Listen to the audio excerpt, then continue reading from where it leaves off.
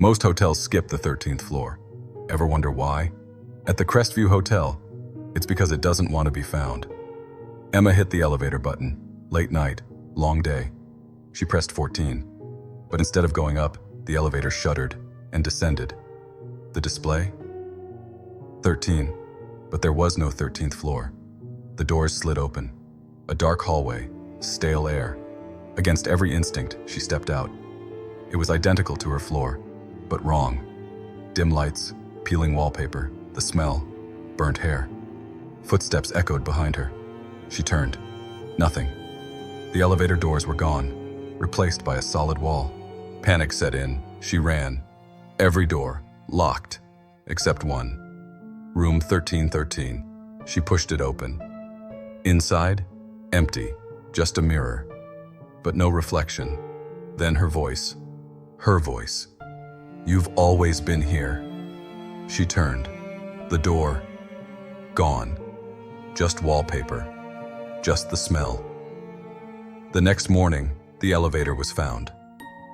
Empty. Emma's suitcase? Still in her room. But Emma? Never.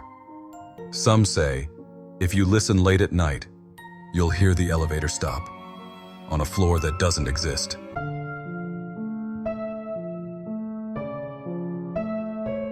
Old hotels have rules. Rules you never break. At the Marlowe Hotel, one rule stood above the rest. Never open room 609. Lucas worked the night shift. Easy job. Quiet halls, bad coffee. But that night, as he passed room 609, thud. Then, a dragging sound. Room 609 was locked, padlocked. Had been for decades. No guests, no staff. Lucas hesitated. But the noise, it got louder. He shouldn't open it. He knew that. But his hands moved anyway. The key turned. The padlock fell. The room was freezing. Dark. The air, thick with the scent of mildew and something else. R.O.T. His flashlight flickered, furniture draped in sheets, but the carpet, damp, stained, leading to the bathroom. He pushed the door open. Inside, a mirror, cracked. His reflection, wrong. The figure in the glass smiled, too wide.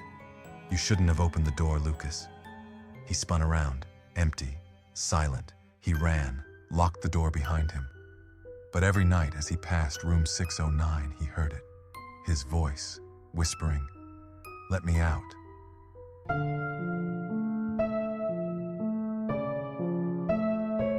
Hotels are supposed to be safe, a place to rest.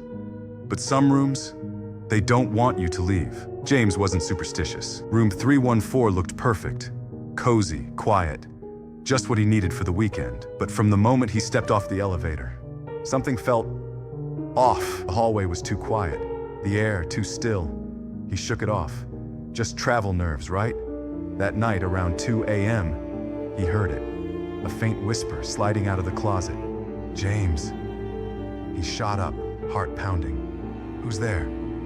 Silence. Nothing but shadows. He checked the closet. Empty. Just darkness. The next night, the whispers grew louder. "James, don't open the closet." He called the front desk. The woman laughed nervously. "Sir, room 314 has been closed for years." He didn't sleep. How could he? At 3 a.m., the closet door started rattling. Something inside wanted out. James grabbed his phone. Flashlight shaking. He opened the door. Nothing. But on the floor, an old leather-bound journal. He flipped through it. Pages filled with frantic scribbles. "Don't open the door at night. It needs you here." Slammed the journal shut. That's when he heard it. A voice just behind him. "James." He spun around. The room was empty. The next morning, the housekeepers found his luggage. His clothes, no James. Just the journal open on the bed. The last page. "It knows your name."